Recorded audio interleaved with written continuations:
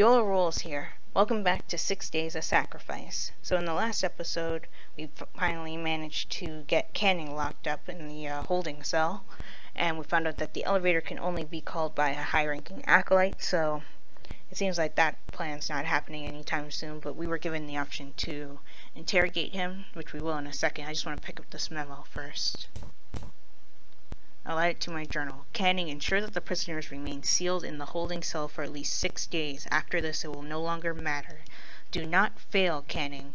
This is your chance to redeem yourself for the crime of allowing the Orzechowski woman to explore the complex unsupervised. Okay. So he's being given babysitting duty because apparently he messed up doing that the first time. Great. So let's go ahead and ask him questions. Or taunt him, I guess. Looks like you failed, old man. We're loose and you're locked up. I wouldn't count your chickens if I were you. There are many more to take my place. I hate to break it to you, but your guard's dead. Really? Doesn't that bother you? Should it? Do you even understand the situation? Of course. I don't think you do, though. Why? If you did, you'd know that my guard's condition may not be as permanent as you believe.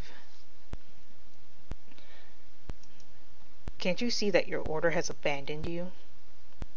This complex is completely evacuated. And the building on the surface is, too. Rubbish. This facility was too expensive to simply abandon as soon as work was complete. My brethren will return. Wow, he's really in the dark on everything going on, because we found that burnt up document earlier saying that evacuation was a part of the plan. Apparently he didn't get that memo. What's the deal with this cult? The deal? The deal is that the Order of Blessed Agonies has existed for centuries. We believe the true way to purification through suffering. We practice the blessed agonies of the mind, body, and soul to wash ourselves of sin. And one day what? Nothing. You've got some big agenda, haven't you? That's what this is all about. You're going to take over the world. Like some Saturday morning cartoon villain. I said nothing. My God. Wow. Tell me about these blessed agonies. Why? Thinking of applying? Just tell me. I don't see why not. For an individual to be fully purified, all 3 aspects of themselves must experience blessed agonies. The agony of the body, physical pain, beating, burning, and cutting. And the agonies of the mind, boredom, fear, and insanity. An agony of the soul, which is more refined. It's about destroying someone or something the subject loves utterly, relies upon emotionally. And you do this to yourself again and again? The agony of the soul can only be experienced once. But apart from that, you are correct. This is insane.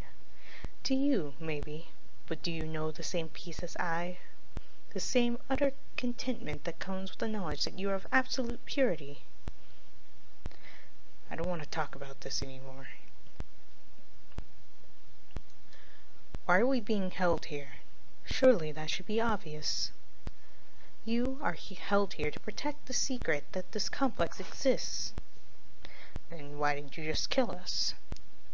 I would have, had I received the order, but I did not. Then what do you want from us? My superiors know. In time they will let me know too. Wow. Wow, Canning. When they said he was just following orders blindly, I didn't think he was following them this blindly. Wow. What work was Dr. Hardy doing for you? Why don't you ask her? She won't tell me. And you think I would? Oh no, young man, this is something you have to see for yourself. I'd hate to spoil the surprise. Who is the tall man in black? The one with the white mask. Ah, I see you've met the prince. You should consider yourself lucky. That is the prince? What the hell is he? I'm not inclined to spill the secrets of the order to an outsider. Even if I were, very few acolytes are privy to the secrets known by the prince. And even the highest ranking members know only slightly more than I. Okay, last question. Do you know who the man in red is? Who? A completely bald man in a red robe. Kind of like your red robes, but all torn up. Is he one of your people? I'm afraid I have no idea who you're talking about. All of the acolytes of Chizou take very good care of their robes. I've got nothing more to say right now.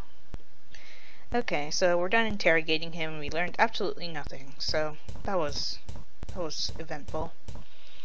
So, I guess we should probably go and find Sam. Oh yeah, I did say that I was gonna call Janine and see what her dialogue was when you call her. Maybe she also knows where Sam is. Yeah, let's ask. Have you seen Sam? She said she was going to investigate the hub entrance. Okay, so that's where she is. I think I saw the man you're so scared of. Well, yeah, I'm pretty sure you have. What do you mean? I know you probably wonder what scares me about him. But I'm telling you, he just fills me with panic. No, I don't. I don't wonder, not at all. Really? I swear.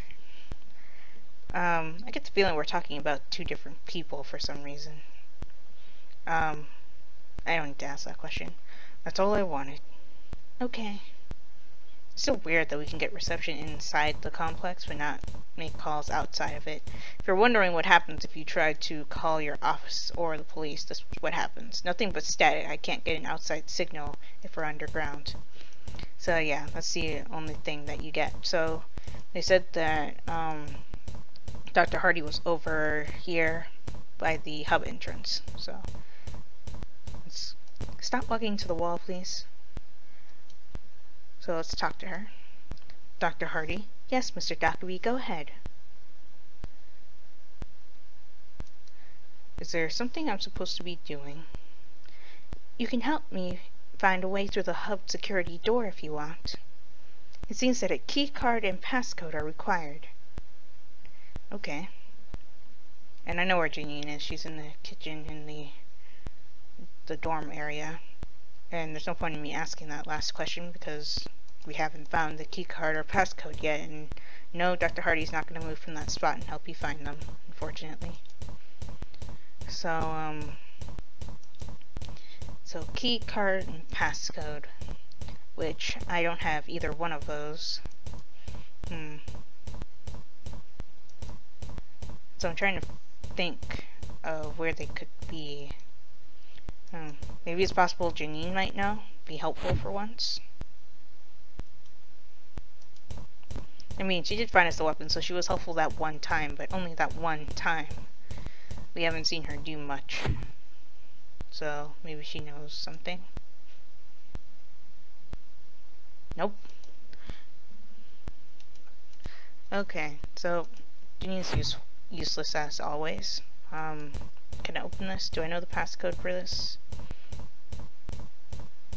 Actually, to be completely honest, I do know the passcode for this, but only because I had instructions for opening the locker. You only have to ask. What? No. Want to use it. I think I accidentally looked at it. Or something. Actually, I had to look up what the passcode was for this, and I kind of feel foolish that I couldn't figure it out on my own.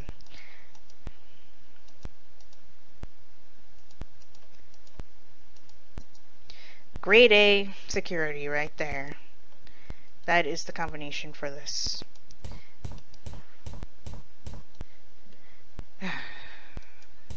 It's always simple when you think it's complicated, and it's always complicated when you think it's simple with these type of games, but we've got the key card, so that's fantastic. So the key card, I doubt Canning's going to tell us anything, so Yeah, this is his office, isn't it? So maybe there's something in here that's useful. This stands out. It's not as dimly colored as the other pieces of paper in here. So can I take this? Whatever this is. I did take it. Papers. So... Wow, okay. I just now noticed at the bottom that right click is examine. So examine? It's a thick stack of useless accounting reports. I'm not even sure why I picked it up. Wait, the staple may come in handy. I'll pry it out and throw the documents away. Okay, so we did that for the staple. What's this? The top pages are torn off, but judging by the indentations, somebody wrote down a series of numbers I can't quite make out. Okay. So it looks like somebody wrote down what the passcode was and then tore it out, but left a little bit of a clue behind. Release level 1 security. Level 1 security released. Okay. This function is not available from this terminal. It's level 3. By the way, it just says that Canning left this open on his computer. I guess we caught him in the middle of doing something when we took him to his cell. Cycle ventilators. What does that mean? Cycling? I don't know what I did. Reset thermostat. Resetting. I don't know why. Anyway. And also, by the way, you can't take the notepad. Got no use for a blank notepad. So... I guess we need to come back here later. Actually, let me look in the filing cabinet before I leave. This paper looks interesting. I'll add it to my journal. We live in the universe of technology, or the scientific realm, where magic is very sparse. Our shadow is the universe of magic, or ethereal realm, where magic and magical creatures are abundant. In olden times, it was easier for entities to travel between the realms, hence the old stories of fantastic creatures. The druid Kabadath, circa 55 BC, created a bridging portal quite easily using a comparatively simple ritual. Since then, however, the background level of magic in the scientific realm has faded, and a ritual much larger in scope is required to transport any entity from one realm to the other. The ritual calls for the creation and sacrifice of a bridge.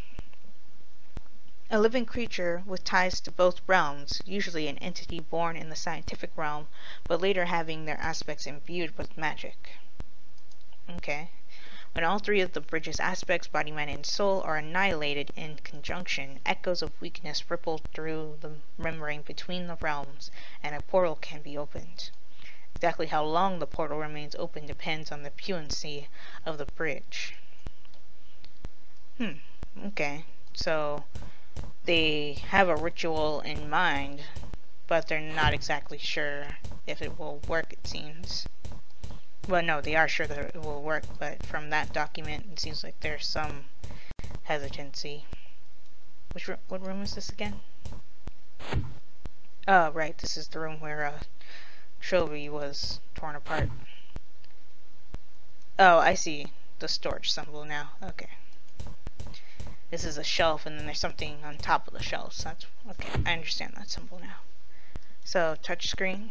Can I use this now? Okay. Change camera. Camera 1. So it's just the hallway. Camera 2. And it looks like the bed area. The dorm area, looks like. Don't know why I call it dorm area, like we voluntarily decided to stay here. 3. What is this? Large glass tube standing in a row against a wall. I can't make heads or tails of it. That seems important, since I don't think we've seen that room. Camera 4. This is Canning's office. Change camera. Camera 5 is restricted. I did see a passcode outside of this room. 287? No, that's wrong. Okay. So change back to camera 3. I did see a download Download current image. I downloaded the image onto my cell phone. Not exactly sure how. We have a standard flip phone, as you can see. But apparently it's compatible with that.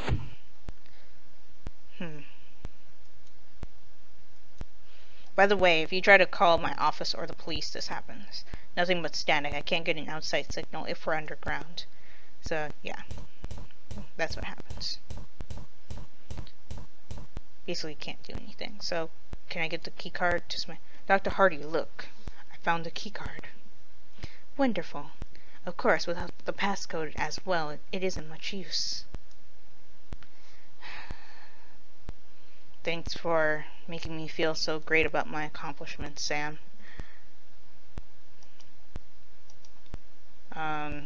So how do I use the image that I downloaded? I have no idea. So I feel like the passcode has to do with that torn notepad, but it seems like we can't do anything with that. I'm still wondering why we have the staple on us.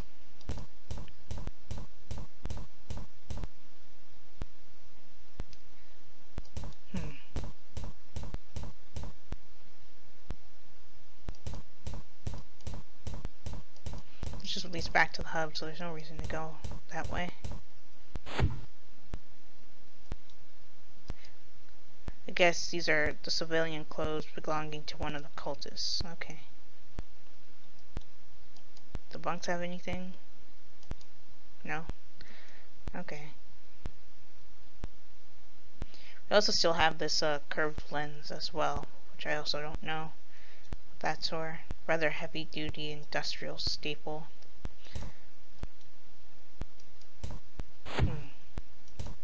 Actually, I have an idea for the staple. I don't know how good of an idea it is or if it will even work, but it's the only thing I can think of right now that we could use it for.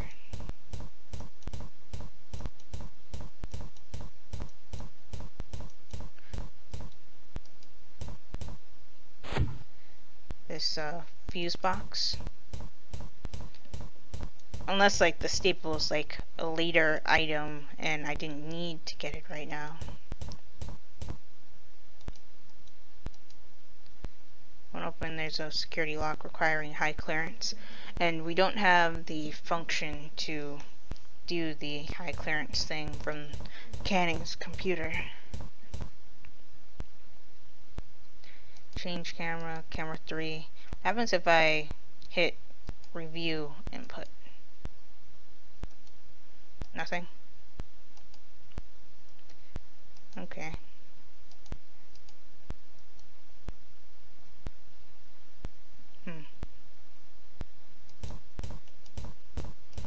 So I am stuck, and I will be right back when I figure out what in the world it is I'm supposed to do. So, yeah, I'll be right back. Hey you guys, I'm back.